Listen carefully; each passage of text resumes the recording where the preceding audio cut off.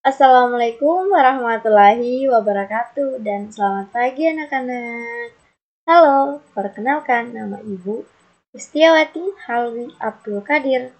Nah, pada kali ini Ibu akan mengajarkan pada kalian mengenai sistem pencernaan pada manusia. Kalau kita mendengar kata pencernaan, pasti kita berpikir tentang makanan kan? Apa sih yang terjadi pada makanan yang setiap harinya kita makan? Langsung aja. Penyusunan sistem pencernaan makanan terdiri atas dua bagian besar, yaitu saluran pencernaan atau traktus yang terdiri dari alat-alat pencernaan dan kelenjar pencernaan atau glandula yang mengandung enzim-enzim pencernaan. Saluran-saluran pencernaan manusia adalah mulut, kerongkongan, lambung, usus halus, usus besar, rektum, dan terakhir adalah anus.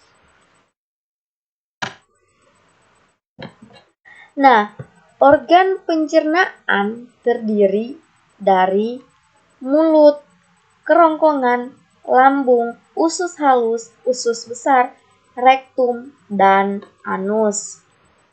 Sedangkan kelenjar pencernaan terdiri dari kelenjar ludah, pankreas, dan hati.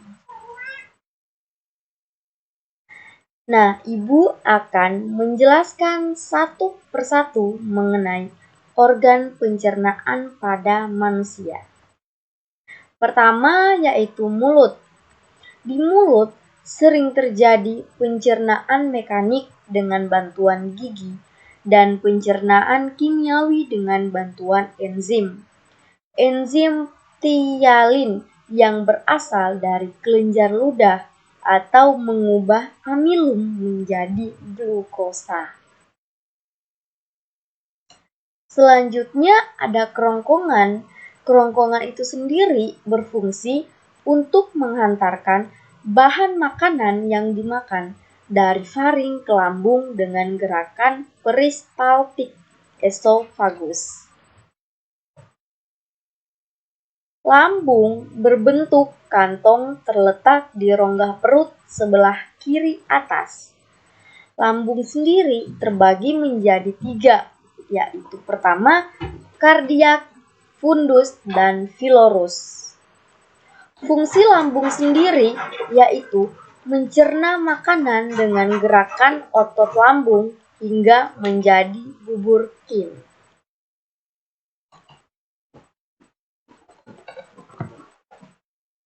Ada beberapa fungsi lambung. Pertama, menyimpan makanan sampai makanan tersebut sedikit demi sedikit dicerna dan bergerak pada saluran cerna.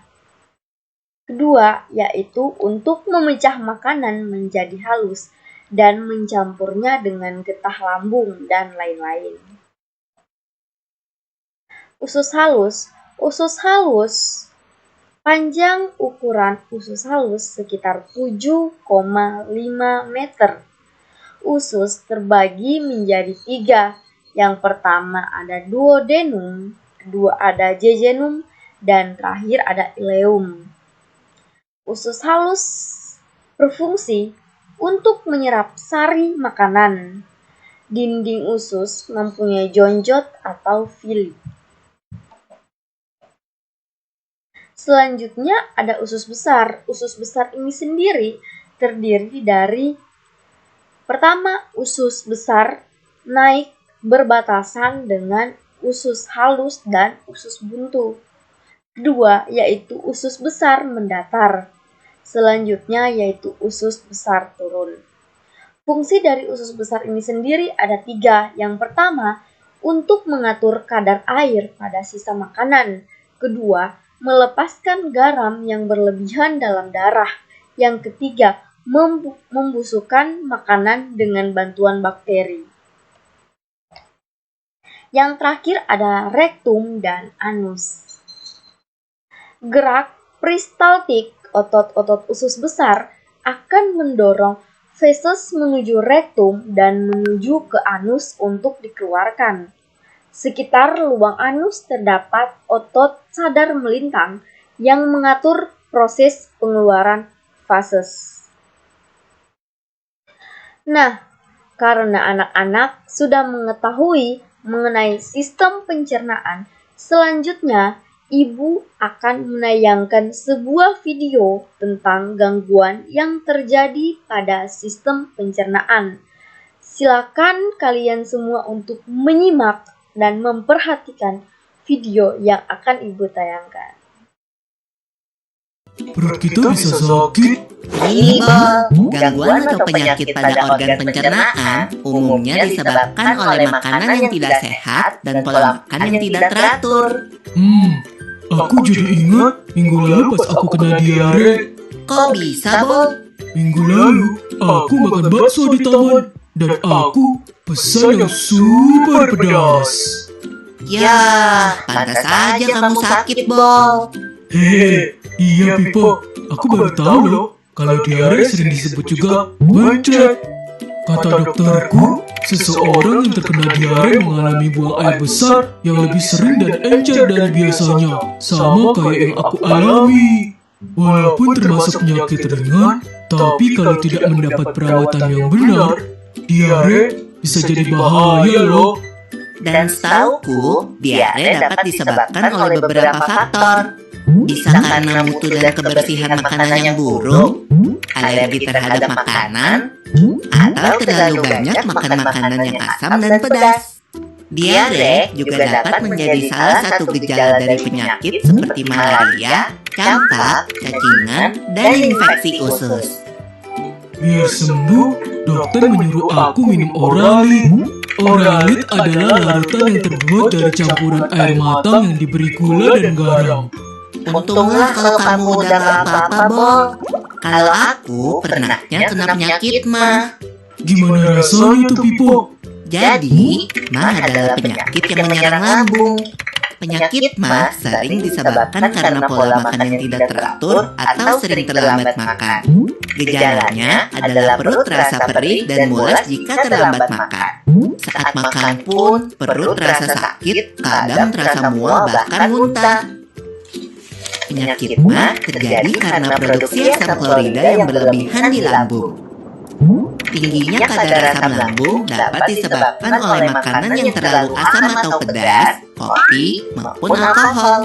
Oh begitu, berarti kamu harus mengatur pola makanmu. Iya, Bol, tapi ada lagi loh penyakit yang lebih ngeri. Namanya radang usus buntu. Setahu aku, radang usus buntu adalah penyakit yang disebabkan oleh penumpuknya kotoran di usus buntu, yaitu di bagian umbai cacing sehingga menyempit. Peradangan juga dapat disebabkan oleh infeksi kuman pada umbai cacing. Gejala yang timbul antara lain, perut terasa mual disertai muntah, kadang mencret, tubuh mengalami demam, perut bagian kanan bawah terasa sangat nyeri, dan akan semakin parah apabila terjadi penekanan atau guncangan, misalnya batuk atau berjalan biasa. Kalau sudah parah, harus menjalani operasi pemotongan umbai cacing loh, Bol. Tapi sampai saat ini, fungsi dari umbai cacing sendiri belum diketahui dengan jelas. Jadi, meskipun umbai cacing telah dipotong, organ pencernaan yang lain tidak akan terganggu. Aku jadi kapok makan sembarangan lagi. Kita memang harus menjaga kesehatan organ pencernaan kita, Bol. Ada beberapa tips nih. Pertama, harus selalu cuci tangan dengan sabun sebelum makan. Kita harus banyak makan sayur dan buah serta makanan yang berserat. Jangan terlalu sering makan makanan yang terlalu pedas atau asam. Saat makan, makanlah dengan tenang. Jangan terlalu cepat menelan makanan jika belum dikunyah sampai halus. Tujuannya agar kerja lambung menjadi lebih ringan, karena lambung tidak perlu meremas-remas makanan terlalu kuat atau terlalu lama. Setelah makan, jangan lupa banyak minum air putih dan hindari minuman beralkohol dan bersoda. Biasakan tutup makanan yang ada di atas meja makan untuk menghindari makanan tersebut dihinggapi oleh lalat. Oh iya, Bol. Biasakan juga makan secara teratur, yaitu 3 kali sehari dan hindari telat makan. Hindari juga tempat makan yang kebersihannya tidak terjaga. Yuk, mulai jaga kesehatan pencernaan kita. Sampai ketemu di pembahasan selanjutnya ya. Nah, gimana? Setelah kalian melihat video tadi, apa yang muncul di benak kalian? Untuk menghindari gangguan pada sistem pencernaan, maka kalian harus menjaga pola makan dengan baik. Serta perhatikan juga makanan yang kalian makan, apakah baik untuk tubuh atau tidak.